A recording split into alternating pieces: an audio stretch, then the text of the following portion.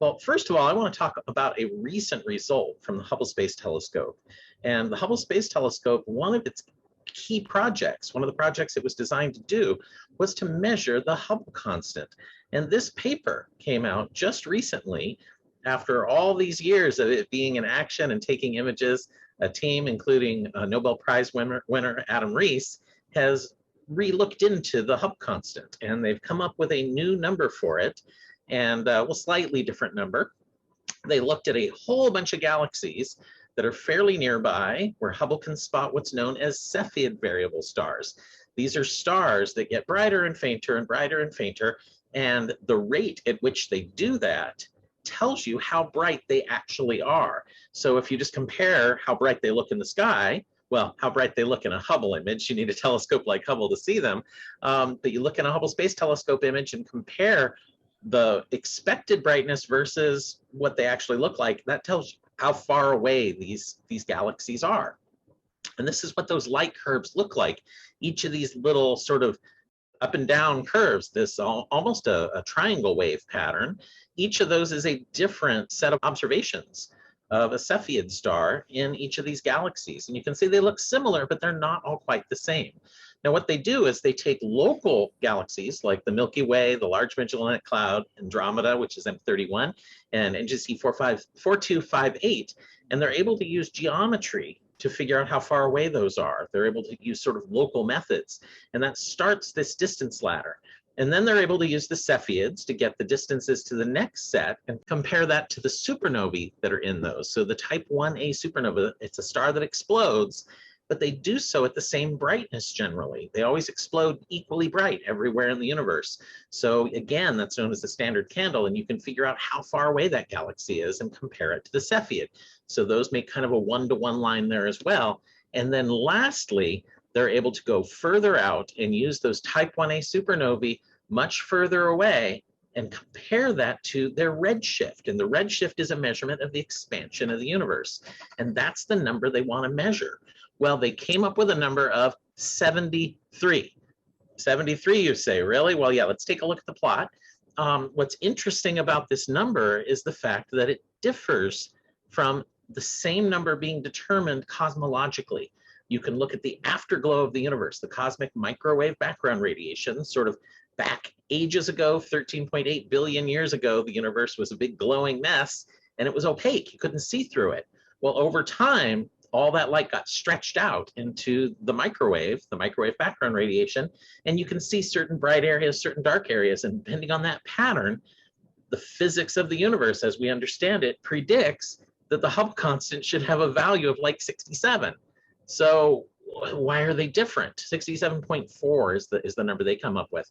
And these are different by a large amount. There's like a 1 in a million chance that these two methods would come up with a different value. So there's something real going on here. We know that based on this recent Hubble paper that's extremely good, they've looked into all the different places things could go wrong. They've calibrated things multiple ways. It's a really, really good paper. The error is only 1 kilometer per second in that 73. Well, the Planck value also claims to be super, super good and super narrow. So something's going on. There's a difference between the early universe and the nearby universe. And whether, my guess is we don't quite understand the physics of the universe and how our model of it is probably off a little bit, but it's a mystery. So astronomers, we love mysteries. It's why we're in this business. It's fun to try and figure this stuff out. And it just goes to show we don't have everything solved, but the Hubble Space Telescope is still doing amazing work after all these years. And tonight we have, with us, Jim Gilletic, the Deputy Project Manager of the Hubble Space Telescope, to tell us about NASA's incredible discovery machine, the story of the Hubble Space Telescope. So welcome, Jim. It's a pleasure to have you here tonight with us. Thank you for having me. I'm sure it's going to be a great time. Lots of good stuff to tell you. Let's get to it. Our audience is in for a treat here. Okay. Well, you mentioned one discovery, or one of the main things that Hubble was actually developed for, one of the key projects when it was developed back in 1990, and that was to figure out the expansion rate of the universe, the Hubble constant. But Hubble's taken over 1.5 million observations to date. And We've had 20,000 plus papers that we produced on its discoveries. And as amazing as that is, 20,000 plus papers have been referenced in other papers over 1 million times. So the Hubble Space Telescope is still going strong. But the story of Hubble actually starts back in the year of 1946.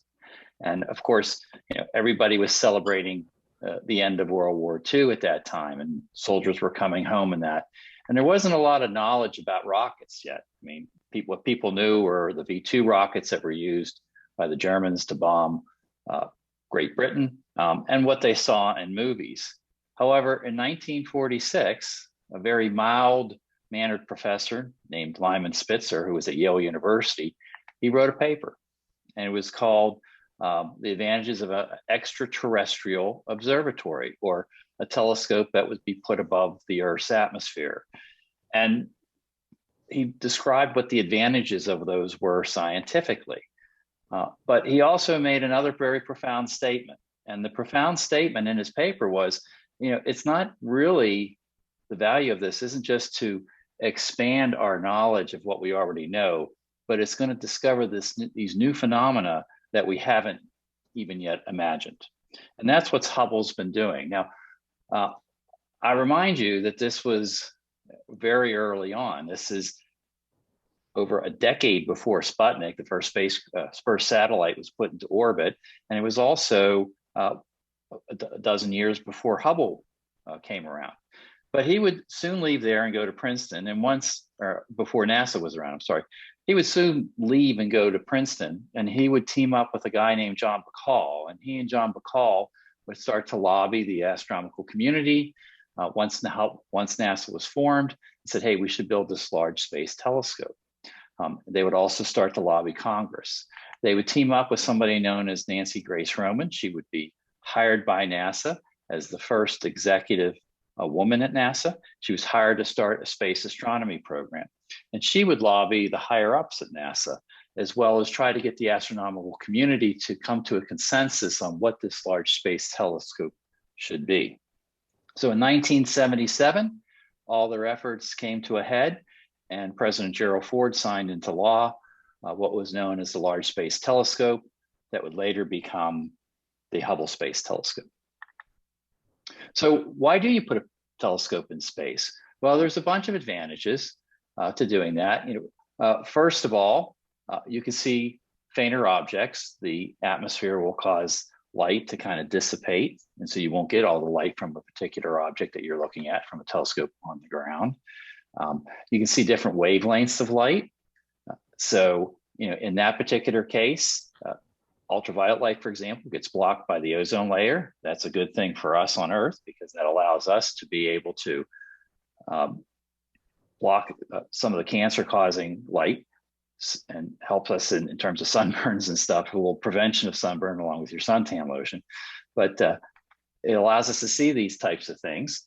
And then you can also see, have standard viewing conditions, meaning they're the same from time to time to time. If you're on a mountaintop, you can have different weather, different higher atmospheric conditions, et cetera, that'll change some of the results that you get. You don't get that in space. It's consistent from observation to observation. And finally, you can see higher resolution. So let me give you a couple examples of these, and we'll start with the higher resolution. So if you can think of the Earth's atmosphere like a swimming pool, when you take the water out of a swimming pool, what you end up seeing are the straight black lines on the bottom of the pool. Okay, these black lines are your swim lanes, and they're perfectly straight. But when you put the water back in, you can see that they're not straight at all. And that's because the light from those is refracting and reflecting as it comes back up through the water to your eye. And the same thing happens to objects in the universe as its light tries to reach through the Earth's atmosphere to get to the telescopes on the ground. But you don't have that problem once you're in space. So I'm going to give you a very specific example of that to give you an idea of what kind of better resolution you get. In this particular image, you can see the moon in it. Below the moon is Venus, and above the moon, that dot that you can see is Jupiter. Now I'm going to show you a picture taken by an 8-inch telescope. on the ground. This is just a quick snapshot through the telescope, but you get the idea. It's maybe something similar to maybe what Galileo would have seen 400 years ago. You can see the circle, that's Jupiter, and you can see a bunch of very bright stars. Those bright stars, of course, are the moons of Jupiter. Now, around the time of the launch of Hubble, there was a picture of Jupiter taken with an 8-foot telescope. Now, by 8 foot, I mean the 8-foot mirror. An 8-inch, I mean an 8-inch mirror. So the main mirror, which is your light collection mechanism in a telescope, the bigger the mirror, the more light you get, the more resolution you can get. This gives you an idea of an 8-inch telescope versus an 8-foot telescope. This one was on the Canary Islands. And of course, in this particular case in Jupiter, you can start to see the bands. You can see the red spot with a little bit more detail, et cetera. Now, if you take that 8-foot mirror and you put it above the Earth's atmosphere, like we did with Hubble, you then get this particular image. And here you can see all the grand detail of all those bands. And you can also see details on the moon. That's the moon Io, its shadow reflecting onto or being cast onto the surface, upper atmosphere of Jupiter. And we're going to zoom in on Io because Hubble zoomed in on it once in ultraviolet light, and it actually caught a plume of a volcano that was going off on the surface of Io. So you get the idea of the dramatic advantage of resolution you get by going up into above the Earth's atmosphere. Now, another example of those advantages is something that they studied, which was called white dwarfs. The white dwarf is basically a star has run out of gas. The core is still hot and glowing, just like your coals on your charcoal grill. After it's done, it's still hot. It's not really burning anymore. There's no fuel left for it to burn, but you can't touch it. Well, the same thing is true with stars. When they run out of fuel, they're going to glow. They're very, very hot.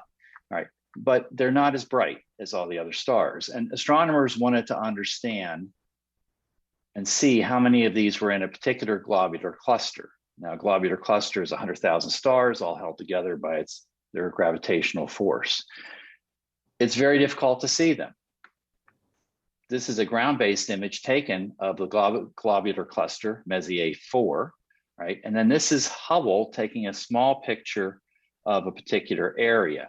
Before they took this picture, they only found maybe half a dozen of the globular clusters, the white dwarfs in the globular clusters.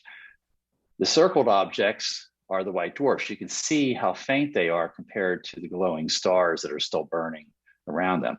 Hubble found over 100 of them when they first started taking images of Messier 4.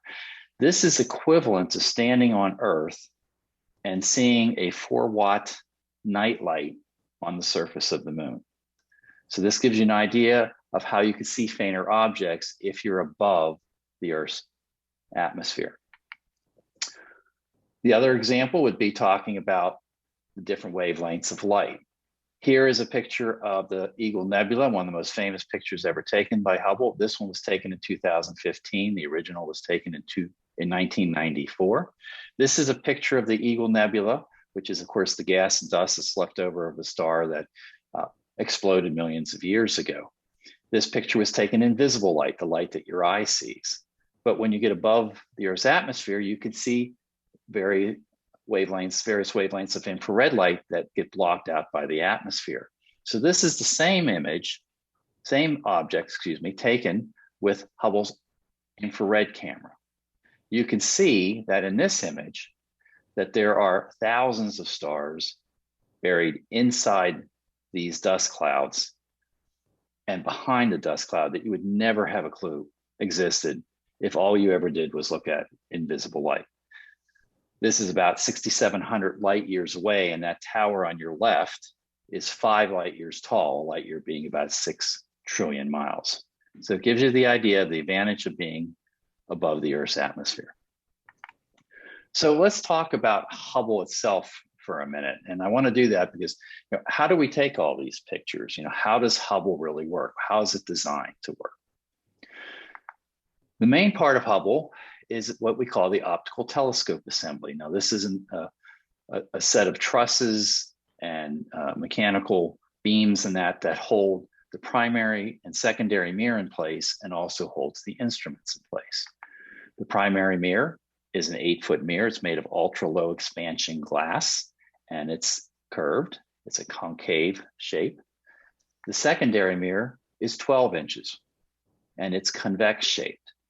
So the way this works is light comes down your tube, hits the concave mirror.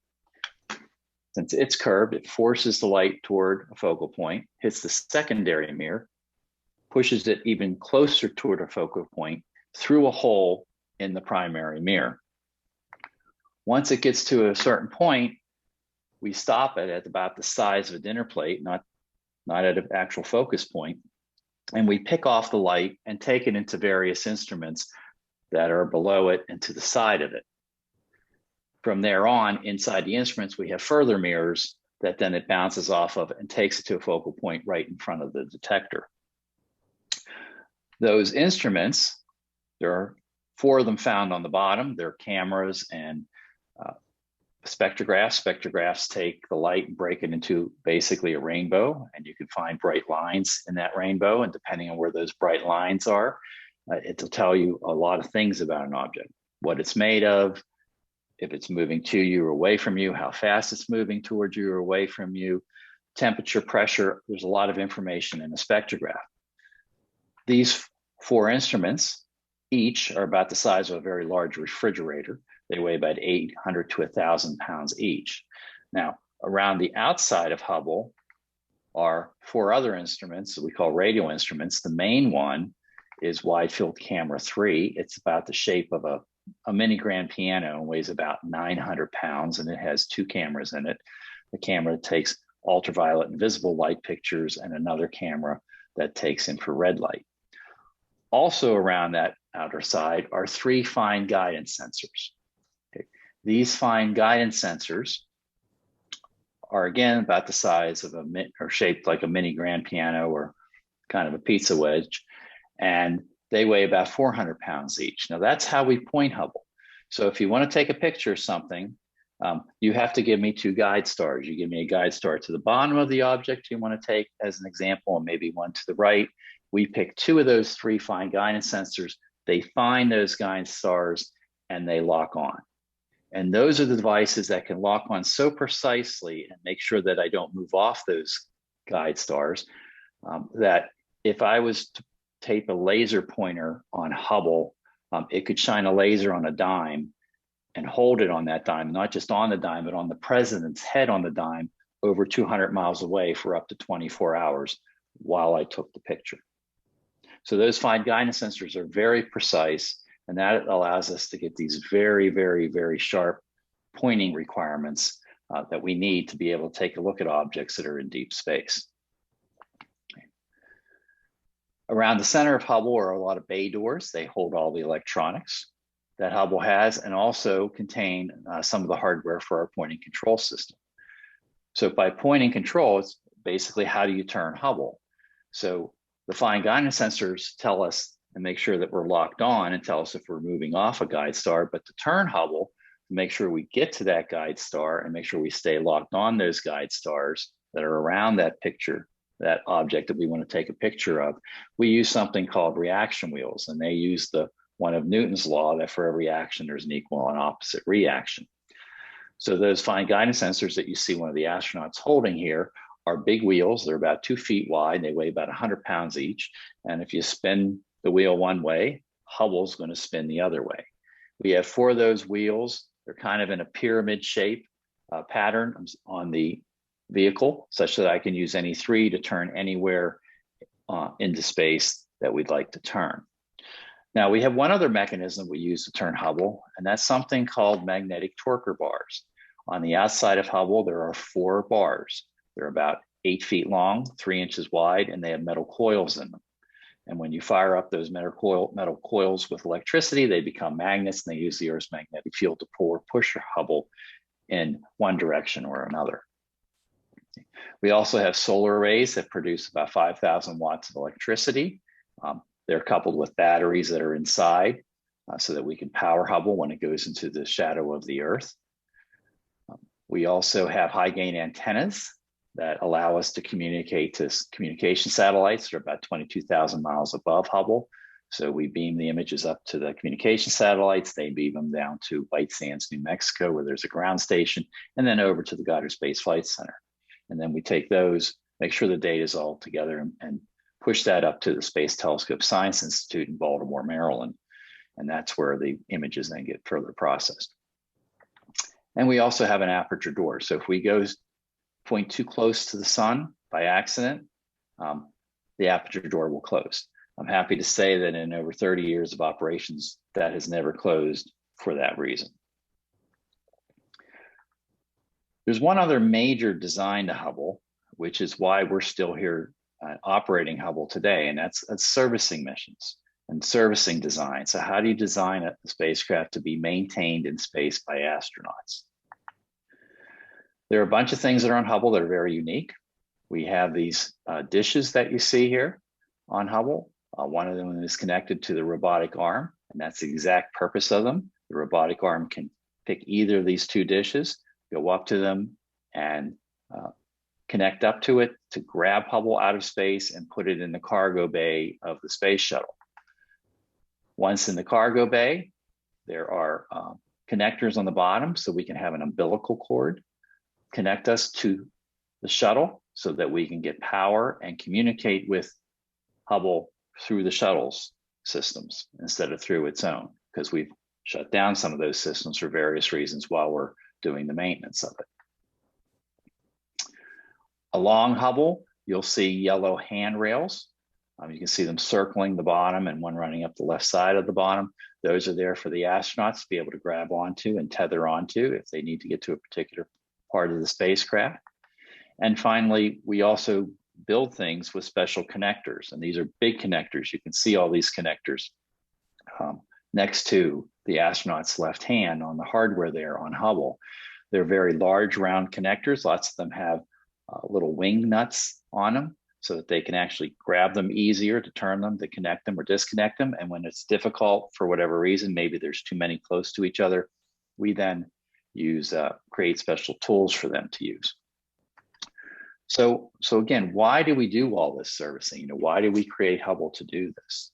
Right. Well, there's a bunch of reasons. The first reason is we'd like to insert new scientific instruments, new cameras. When Hubble was launched, it had a 2.4 megapixel camera. Now it has two 16 megapixel cameras that the astronauts have installed for us.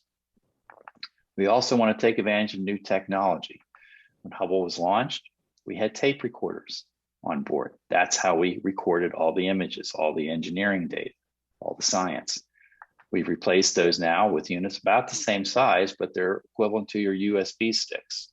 They're solid state memory, and they can record 10 times as much data, much faster with no moving parts that can break. Sometimes things wear out over time, so you need to do maintenance. This is a picture of 3 of the batteries that are in one unit on Hubble. Just like on your car, your battery is going to wear out after some time and you need to replace it. We replaced the first set of batteries after 19 years.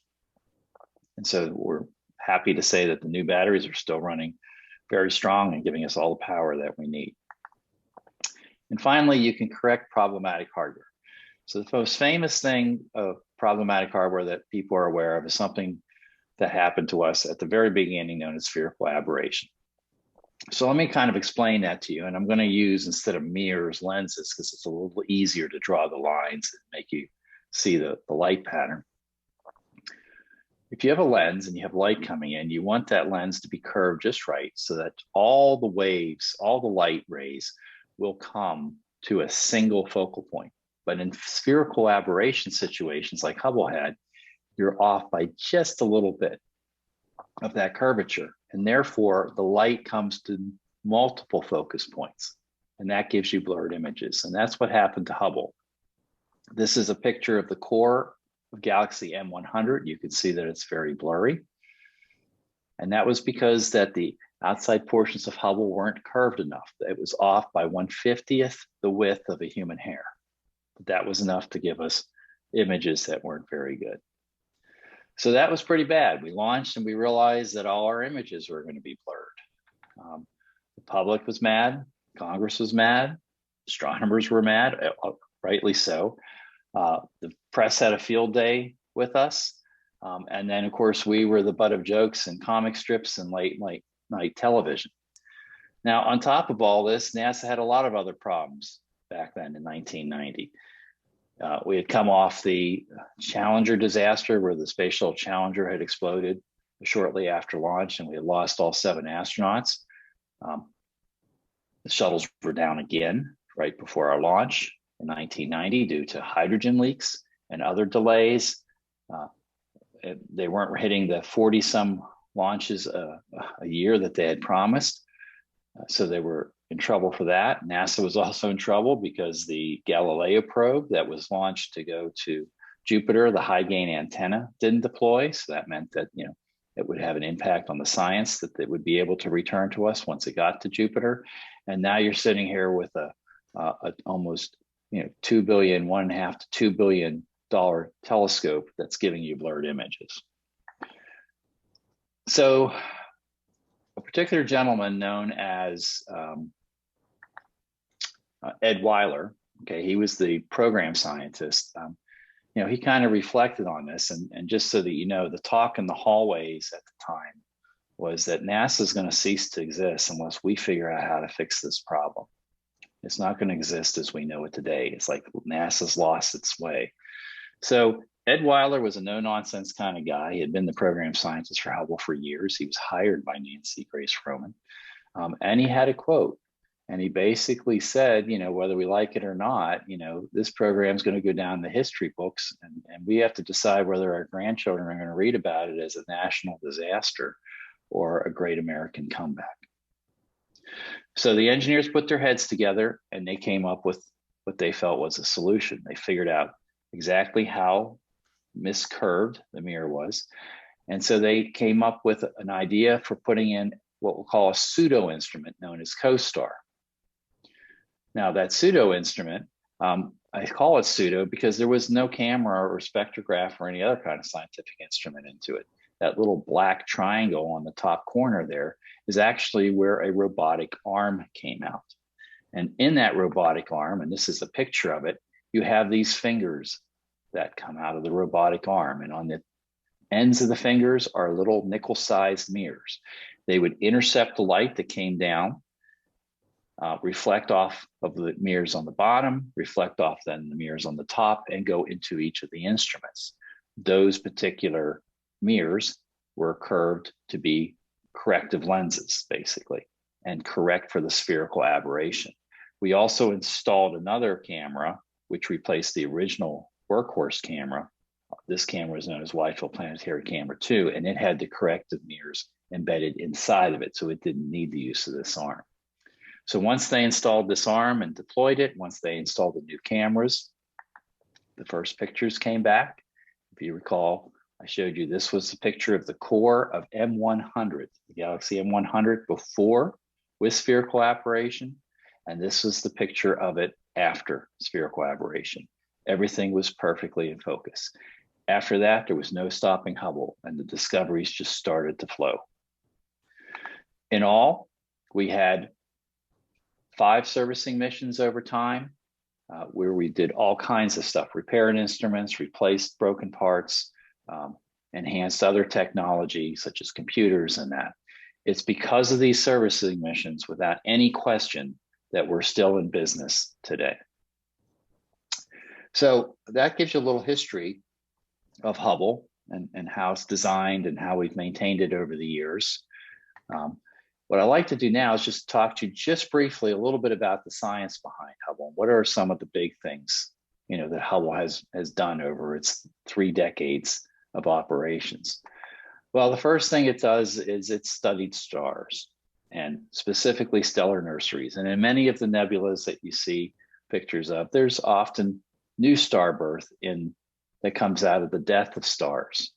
And basically what you see are these balls of gas and dust that form out of this out of the gas and dust that's left over from this dying or dead star. If they become big enough and enough pressure and heat are in the middle, then a new nuclear fusion reaction will come out and a star will be born. This is the original picture from 1994 of the Eagle Nebula with the fingertips that you see up and down the left column. Those are potential stars, and including two that they actually were stars that they were able to verify. This is the first time we had seen starburst up close and personal, so it's kind of known as, it's been nicknamed the Pillars of Creation, and is by far one of the most famous images ever taken by Hubble. Hubble's also become famous for its pictures of nebulas, which again is showing really the end of life of the star. A lot of them are nicknamed ones. So these are kind of fun ones. That's why I chose them to show you. The top left one is the Ring Nebula. The one next to that's called the Hourglass Nebula. Then you can go on to find the Cat's Eye Nebula. Below that on the second row, the really wide one is the Twin Jet Nebula, et cetera. So the astronomers have fun naming these, nicknaming these particular nebulas along with their formal names. But Hubble's allowed us to study star death and see how it actually occurs. Now, inside of these nebulas, not only do you have newborn stars, okay, but you also have planetary systems being formed. Now, this is a picture of the Orion Nebula. You can go out at night. You can see this with your naked eye if you're in a dark enough place in the country. And what we did when we zoomed in this particular part of the nebula is we found these guys. These are protoplanetary disks. These are stars with disks of gas and dust around them. The very bottom right shows one that you're looking at it on the side, so you can see it's a flat disk. The one that's above that on the right is, you're seeing that looking almost from the top down, so you can see the star with the disk around it. And this is where planets are formed, just like our solar system. So there was a theory that this is how planets were formed. We actually found the protoplanetary disks. So not only do we study the protoplanetary disks over the years, but we study something that was never imagined at all that we would ever study when Hubble was built and launched, and that was exoplanets. There weren't any exoplanets discovered at that time. But Hubble it's now one of its fortes, where it actually goes, it doesn't necessarily discover the exoplanets, although it has discovered a few over the years. But what it does is it uses its spectrographs to study the atmospheres of those exoplanets. It has the ability to do that. And therefore, we can then start to search for planets that have some of the signatures that may show life, such as water in the atmosphere, or carbon or methane, and try to see if we could, especially around exoplanets that are what they call in the habitable zone. That means far enough from the star that it's not too hot, but close enough to the star that it's not too cold, similar to Earth. So we've been doing a lot of studies on a lot of these planets over the years. This is a particular picture of an exoplanet that I chose to show you, PDS 70b. And the reason I picked this one is this is the first ultraviolet image of an exoplanet ever taken. Now, I've kind of showed you a little bit of stuff in the Milky Way or deeper space, but we also study our own solar system, the planets around our own star. This is a great shot of Jupiter. We actually did a 4K resolution version of Jupiter and made a video of it so that you could see it. But they've studied lots of things on Jupiter, including the Great Red Spot, which is, a storm. It has been shrinking in terms of its width, not necessarily its height, but over the years. So they've been studying that to see how that has changed. They've studied the auroras at its poles over time. We've studied some of its moons, like in this case, this is Europa, where we saw plumes or geysers, basically, of water shooting out. We believe that's more evidence that there's probably an ocean underneath the icy crust of Europa. And we also studied Ganymede, which is, of course, the largest moon in the solar system. And we studied its auroras. And we found the auroras on it, actually. And it kind of shows that at least scientists believe that there might be a salt ocean underneath its crust as well that's causing these auroras to occur. Now, I like to show one other major discovery, which shows how we have coupled with other missions that NASA has done to help them become more effective. When I graduated high school, and even when Hubble was launched, Pluto had one moon, Charon. And of course, back then, Pluto was considered a planet. It hadn't been kicked out to become a dwarf planet yet. But Hubble went on to discover 4 more of its moons. And that was important because then we could study the orbits of those moons with Hubble. And so when the New Horizons spacecraft went out there, and I think it was around 2014 that it arrived, it was able then to take pictures of all those moons because it knew where they were going to be.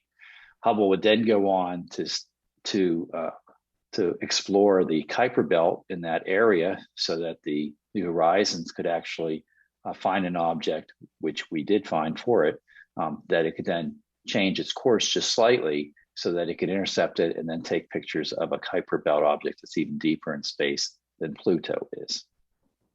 So a lot of solar system work that goes on with Hubble is still going on today. Another forte of Hubble has been black holes. Hubble went on to help prove that black holes exist and that they exist in almost all at the center of almost all galaxies. This is the famous picture of a black hole jet coming out of the center of Messier 87, that particular elliptical galaxy. Another thing that Hubble is really famous for, and this might be, if you don't believe that the Eagle Nebula is the most famous picture of Hubble or one of the most famous, you definitely then would have to admit that the deep field pictures from Hubble are among their most famous. These are pictures in this particular case of a point in the sky that if you held a sewing needle at arm's length and looked through the sewing needle eye, that's how much the sky that this is a picture of. And we took a picture of an area where we didn't see much at all in it, other than a few foreground stars. So it was pretty black. And we took a 10-day exposure. And when they did that, a lot of people thought we were nuts. A lot of people thought we were wasting time, precious Hubble observation time. But when they did that, they found this picture, which contains 3,000 galaxies in it. It was earth-shattering, to be quite honest with you. We had no clue that how the universe was populated like that. So we would go back and we would do it again. Once we had a higher resolution camera on that was even more sensitive to dim light. And this time we took a 1 million second or an 11-day exposure, and we got the Hubble ultra deep field, as we call it. And this particular deep field, we found 10,000 galaxies in just a slightly larger area of the sky. So if you do the math, you say, well, how many of those little portions of the sky does it take? You'll find out that we have about 200 billion galaxies in the sky. There's also been a study done that says that's probably a low number because even Hubble can't see all the galaxies. James Webb hopefully will be able to see even more of them, and we'll talk about James Webb a little bit later. But if you do that math, they felt that there's probably, we underestimate by a factor of 10, and there's probably about 2 trillion galaxies. So we start again doing the math and thinking about how galaxies typically have hundreds of billions of stars in them, and you have that many galaxies in the universe, what are the chances that there may be life somewhere else in the universe? So the Hubble deep fields are extremely important. They also allow us to watch the evolution of galaxies over time because we can date all these galaxies to see how old they are. And that's helped in the area of galaxy evolution studies. We also are studying something called dark matter. Of course, dark matter is something we don't know exactly what it is, but you study it because of how it affects the things around it. In this particular image, in the center is a cluster of galaxies. When you combine that with dark matter, it actually bends space and time such that objects that are behind the galaxy that you wouldn't be able to see, actually their light gets bent around.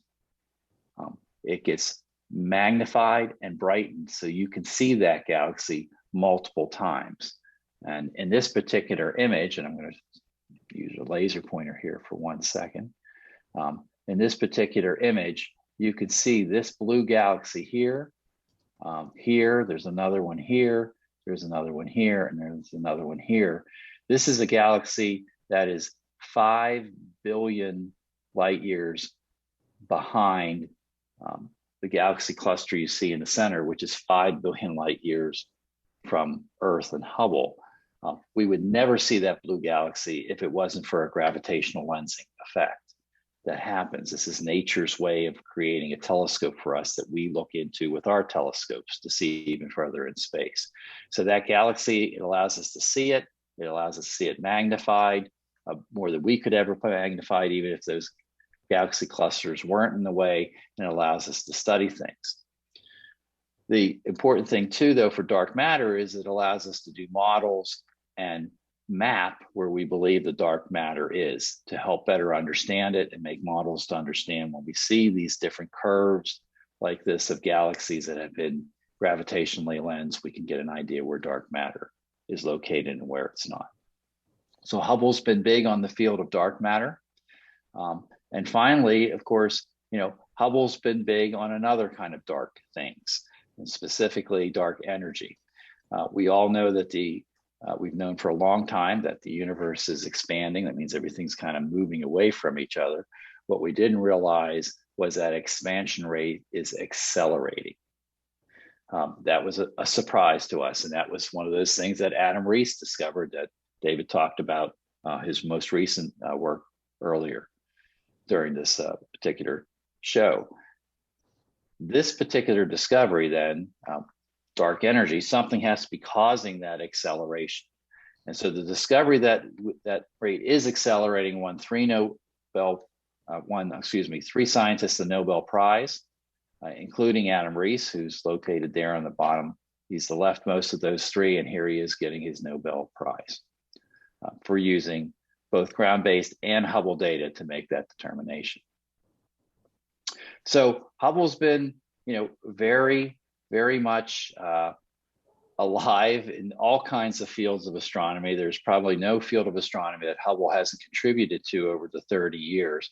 And just to make you feel better, it's just a very young still field, our astronomical studies. And why do I say that? Hubble has seen only 0.1% of the sky with those 1.5 million observations. So there's a lot left out there for us to see and a lot left out there for us to discover. Now, I want to change subjects just a little bit because there's another side of Hubble that people rarely know about, and that's one called technology transfer. That is, a lot of the technologies that was developed to make all these discoveries and make Hubble be the machine that it is have helped us in our everyday lives.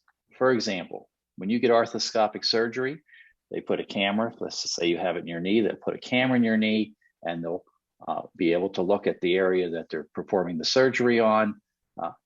That uses image processing algorithms that were developed for Hubble images. The scheduling software that we use to schedule all those observations throughout the year, that has been reused in the custom semiconductor industry to help expedite the development of semiconductors, and also in hospitals to help schedule all the different machines and all the different tests, such as MRIs and CAT scans and that, to make your stay shorter while you're in the hospital.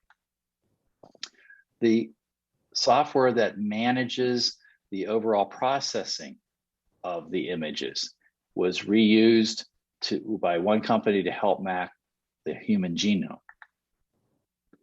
The star catalog that was created for Hubble was made into a sky map that is used on laptop computers by amateur astronomers. When you go into a hardware store and you give them a paint sample, a color sample, you say, hey, I want you to create a pint of paint for me that has the same color in it. They'll put it in a machine. That machine uses filters that were created for the Hubble Space Telescope cameras. The star mapping algorithms that we use are now used by wildlife conservations. In this particular picture, there's a whale shark. They have a dot pattern on their back. It's like a fingerprint that's unique to each whale shark.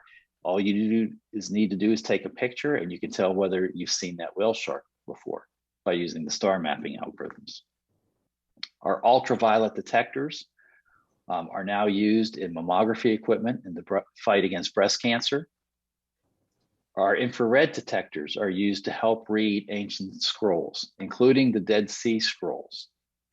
Parts of the Dead Sea Scrolls have deteriorated over time, so when you look at certain segments, they appear completely black, they're unreadable. But when you look at them in infrared light, the further you go, they can appear almost as new, and you can read the scripts again. And finally, for those people who watched the Winter Olympics this past year, back in during the year that we had the Olympics in Salt Lake City, some of our speed skaters used the technology that we use to polish mirrors to polish their ice skates to make them faster. In this particular picture, it's Chris Witt winning a gold medal using skates that use that technology. So Hubble has impacted you in many ways in your personal life that you may not be aware of. Now, because of all this that we've talked about today, the science, the technologies, the history, all that, Hubble has become really part of our pop culture. You can go out and you can buy videos, whether they're on a DVD or whether you're streaming something, which is documentaries on the Hubble mission or on Hubble science, or just flow through the Hubble pictures in a serene way.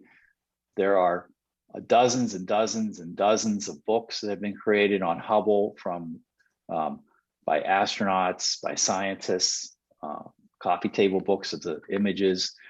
We've been on hundreds of covers of magazines, both the images as well as the spacecraft itself. Ones that you would never have guessed, such as Rolling Stones. We've used, people have used images from Hubble for stained glass windows in churches. This is a picture of a nebula taken by Hubble. That's the cover of an album by the group Pearl Jam. People use images of Hubble to make clothing. You'll find images of Hubble as well as the spacecraft on stamps on countries that have nothing to do with Hubble whatsoever. If you go down the street, you'll see a U-Haul truck, a moving van that has Hubble on the side. The pictures have been used for art exhibits in art galleries, while spectra that have been taken by Hubble have been used to create a laser light show that they show on the side of science centers. People have Hubble tattoos. And, you know, I always say you're not anyone unless you've made it on a Google Doodle. Well, Hubble's made it on multiple Google Doodles over the years. And finally, in the last couple of years, the United States Mint has had a new program. It's the American Innovation Program, in which they have a coin for each state, and they dedicate that coin to innovation. The Maryland one was selected the Hubble Space Telescope to be on the coin. So these are just some of the things that can show we're in the pop culture, but we're also in it because, you know, if you went to Hollywood and you looked at some of the TV shows from yesteryear, like Star Trek Voyager, you'll see Hubble images in the background. The Hubble astronauts were on the show Tool Time, which was actually Home Improvement, but that was the show that was in the series Home Improvement. You'll see pictures in the Big Bang all the time, and posters from Hubble that we've developed hanging on the walls in the background of the offices of the people in the Big Bang show. And you see it in movies. Unfortunately, you see it in the movie Gravity being kind of destroyed. So that one isn't one of our more popular movies among our team. But lately we did see it on the most recent movie by Ryan Reynolds, which is The Adams Project. You do see a picture of Hubble when they enter the lecture hall, the physics lecture hall. So Hubble is kind of everywhere. And it's really embedded in our culture for all these reasons. Now, you know, whether it's due to the challenges that we had at the very beginning, where we had to overcome spherical aberration and the success in doing that, or the servicing missions that everybody has seen over time, where they could actually see the astronauts working on it, or the science discoveries, that were made, or the technology that has helped you in your everyday life, or the pop culture and seeing a picture of Hubble on a coffee cup or whatever, whatever the reasons, or maybe it's just these incredibly gorgeous images that have not only changed our understanding of the universe, but changed how we see the universe in a way that we never imagined that it looked. Whatever the reason is, Hubble has secured its place in history, but its future is bright. We still have redundancy in most of its major systems. And those that we don't have, we're looking at ways to work around that. So if we did have a problem, we could still continue to do science. So we're hopeful that we'll be able to keep Hubble making groundbreaking observations well into the end of this decade, if not into the next decade. Now that's important because, of course, on December 25th, you saw that James Webb Space Telescope was launched, and that is a follow-on mission to Hubble, where Hubble sees mostly ultraviolet light and visible light, a little bit of near infrared. James Webb is focused on the infrared part of the spectrum. And scientists want to use both spacecraft together for as long as possible so that you can see the same object in all those different wavelengths of light. You can get a lot more information on it and see overall, get the characteristics of that object or that phenomena. So we're here to be in business for as long as we can. Headquarters will fund us as long as we are making groundbreaking discoveries, which we plan on being able to do for years to come.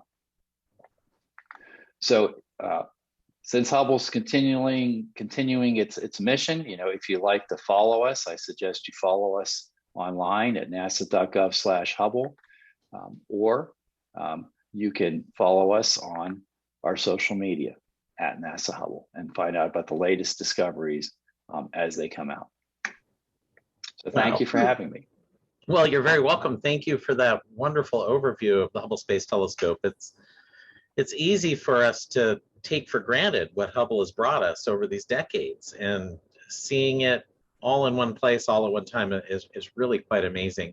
Also, I'm going to wave my own flag here a little bit. Thank you for talking about the white dwarf work. I actually joined that team after they did M4, and we went and got observations of 47 Tuc and also of NGC 6397. We did both of those clusters as well and did the white dwarf cooling sequence. I got to do all the planning, so seeing how those planning tools are used in hospitals is super cool as well. But thank you for mentioning that work and including it with some of the important work Hubble did. That's very exciting. Now, we've had lots of great questions from our audience out there, but I have one question. Is there any chance that Hubble could get serviced again? We're building these new vehicles that are going up there. Elon Musk wants to build the Starship. Any chance that Hubble could still be serviced? Would it be worth it? So there's always a chance. There's nothing planned, though, or on the books at the moment, and I don't see anything coming. The reason is because you really needed to have the space shuttle. We would take up thousands and thousands and thousands of pounds worth of equipment, whether they be tools or replacement hardware. Plus you had a place and you could actually take Hubble and put it in the cargo bay and hold it still while the astronauts worked on it, et cetera. So if you wanted to do that, you would have to overcome those things and build that capability into the new spacecraft, whether it be the Starliner, whether it be SpaceX, et cetera. So there would have to be some project that would have to be a conscious project that would be Congress and everybody would be willing to fund to do that. And there are no plans on doing that. What they want to do at the moment is they'd rather take that money. Similarly to when they shut down the space shuttle, they used that money to create to create Artemis and the spacecraft to get us back to the moon, to help fund the commercial crew, which is the SpaceX missions and the Boeing missions. So similarly, they want to take money and rather than spend it on trying to go up and fix Hubble again or enhance Hubble again, try to build a replacement for Hubble. And that at the moment, though, we don't see that happening until probably the 2040 time period. Yeah, of course, we're going to get the Nancy Grace Roman telescope, but it's a whole different kind of telescope. It's more for surveys and wide field. It really won't have the capabilities that Hubble will have. Patrick and Jared, I think you're out there somewhere too, and also Katie. Do any of you have any questions for Jim? Yeah, I have a question. Last year, Hubble's payload computer it shut down unexpectedly, and I was just wondering, with how do engineers troubleshoot and fix these problems with the Space Telescope that's almost 300 miles above Earth, and it's going around the Earth 90 times, 90 times every time, 90 minutes around the Earth? It's a great question because sometimes I'm always fascinated with how we figure things out myself. The answer is you do two things, or three things really. Is first of all, you take a look at all the telemetry, all the data that comes down to the ground, and you study it like crazy, number one. Number two, you take a look at all the design diagrams and documents that you have for that particular hardware. Try to make sure you understand exactly how it works and should work, and see if that telemetry matches. And then the third thing you do is you do experiments on the board. So you try powering this on and then powering this off, or trying doing this test with this particular device or not. In the case of the computer, we powered it up, but nothing, we couldn't seem to get the memory to work. So we thought, must that be a problem with the memory module? So we then went and tried another memory module, and the same thing. We still couldn't get the memory to work. We're like, wow, that's unusual. So then we tried a third memory module and said, well, if it's a bus related thing, and the bus is the wires that that you transfer the information to the memory from the main central processing unit, the CPU of the computer, maybe it's that. So we'll try a different memory module on the backup bus. We tried that, still couldn't get anything to work. So then they said, okay, well, it can't be all these memory modules aren't working. It can't be all these buses aren't working. It can't be all the computer isn't working. So what's in common? And through analysis, you figure out, well, it's the power supply. And so, yeah, go ahead. So anyhow, so that's what we realized. And then we went over and powered up the backup power supply, and everything seemed to work. Yeah. A quick question from some of our folks out on the YouTube chat. One, Jonathan wanted to know, how much longer could HST last? And then Jared, you can join us here. You can ask the next question. So how much longer would HST last now, assuming we can't refurbish it? What are you thinking? Well, it's a great question. And I like to answer that question by always asking the person who asks it, how long is your car going to last until it breaks? And there's just no way to know, because you don't know what's going to break next.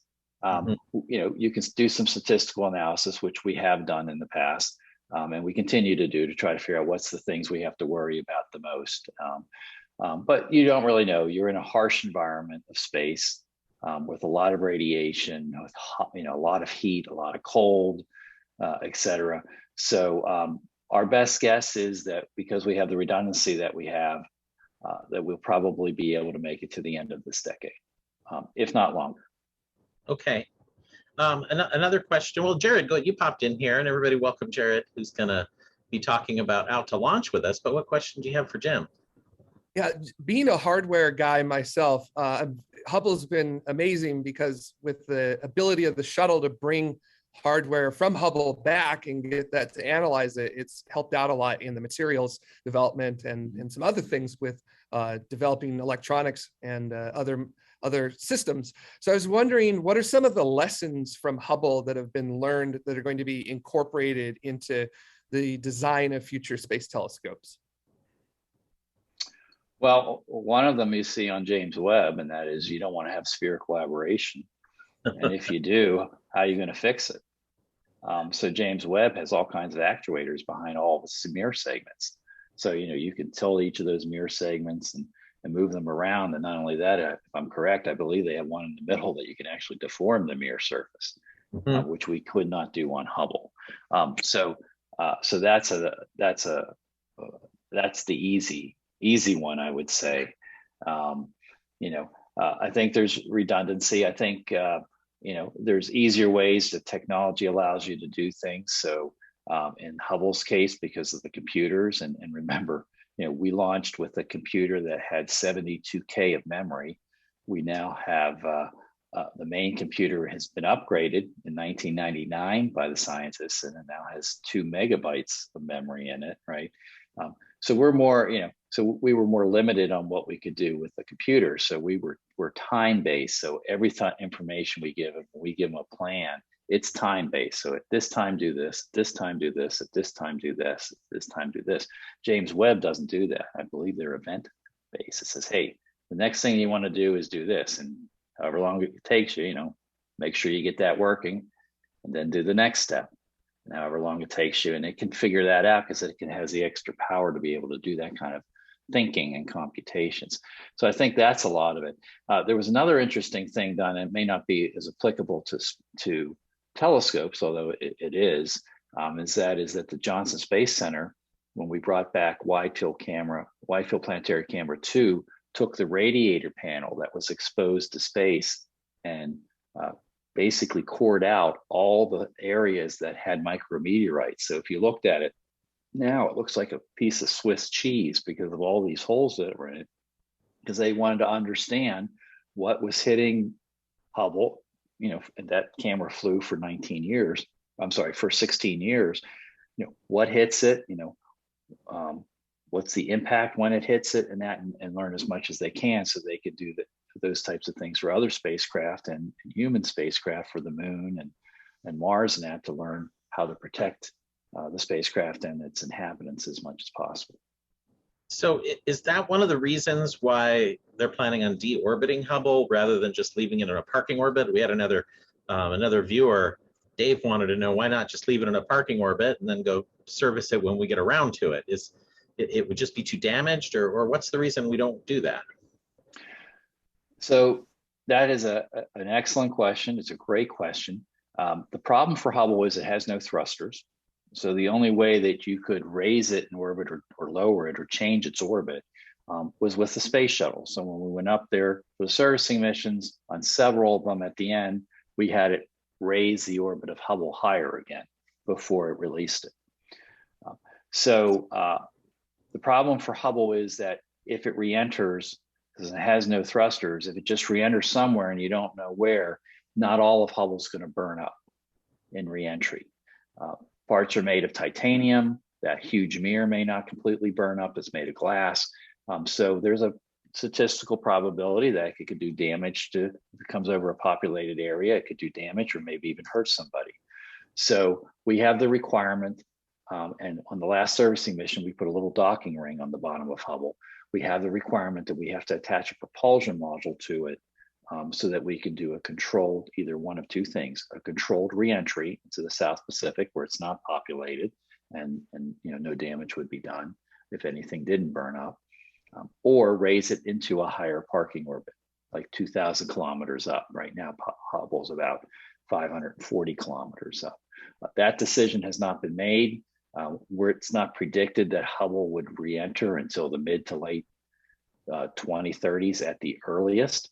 So we're allowing, technology to kind of, continue to advance before we worry about actually designing and building one of those particular modules. And then the last question I'll take from our audience, earlier, Astro Bill wanted to know if the launch of JWST would free up some Hubble time. I know that there is a little overlap on their instruments.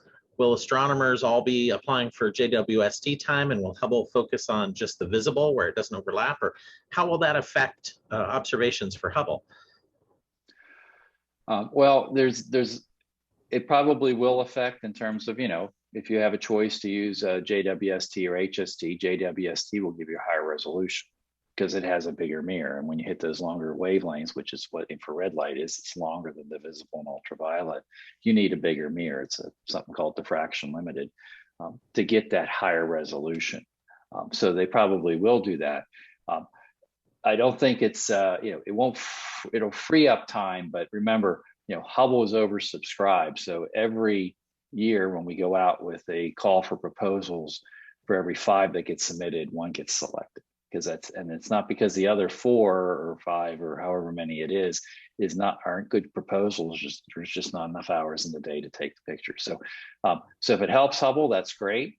But my bet is that with discoveries that James Webb is making and things of that nature, that Hubble's going to be overbooked even more, because they're going to want to be taking pictures of that stuff too. Yeah. Well, thank you so much for joining us. Absolutely fascinating. Everybody, make sure you follow NASA Hubble. The information's right there for you to follow them on Twitter and Facebook and the Instagram. And, you know, we've really enjoyed talking with you, Jim. Fascinating to get that overview and to remember all the amazing discoveries that the Hubble Space Telescope has done and still is doing. You know, to this day, you still see HST in a lot of these press releases that our astronomers are using this resource, which has been incredibly valuable to us. So thank you so much for joining us on All Space Considered. We really appreciate it. Well, thank you for having me. Yeah, absolutely. It's been amazing.